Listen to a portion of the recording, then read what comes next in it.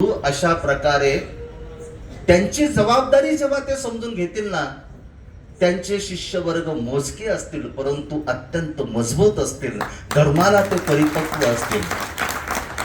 आणि म्हणून आज उपदेशांची संख्या किती, ज्या वेळेला याचा विचार आपण करतो, शासन दरबारी आपण सांगितले की 3 कोटी आमचे नामधारक आहेत, 3 कोटी नामधारक आहेत. पण त्यांच्यातली जर गुणवत्ता जर तपासण्याचा जर प्रयत्न जर केला तर त्या 3 कोटीतील मला तरी असं वाटतं की 50 लाखच आपल्याला पकडावे लागतील की जे खरोखरच मजबूत आहे, जे कधी विकल्पाला शरण जात नाही, जे कधी अधर्म आचरत नाही, असे जर आपण जर शोधले तर फार कमी आपल्याला पाहायला मिळतील.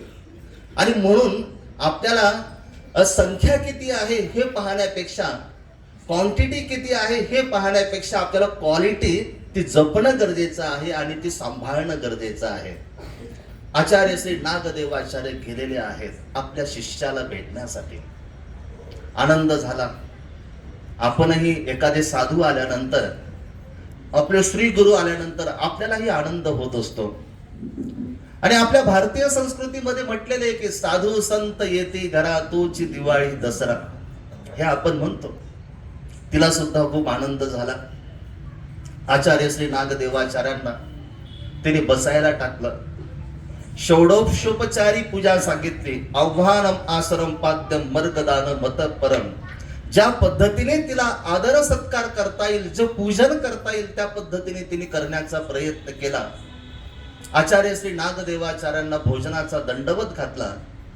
आचार्य श्री नागदेवाचार्यांचं भोजनही झालेलं आहे. आणि मग भोजन झाल्यानंतर आपण म्हणतो, बाबा बातम्या लावून देऊ का, बातम्या बघायच्या असतील तुम्हाला, टीव्ही लावून देऊ का तुम्हाला, नाहीतर गॅलरीमध्ये बसा, जरा मोकळं थोडस जरा बघत बसा, थोडंच तुमचा टाइमपास होईल, असं आपण म्हणतो. ती आता आचार्य श्री नागदेवाचार्यांच्या समोर तिथे बसलेली आहे. लक्षात घ्या, आपली सुद्धा जबाबदारी कोणती आहे.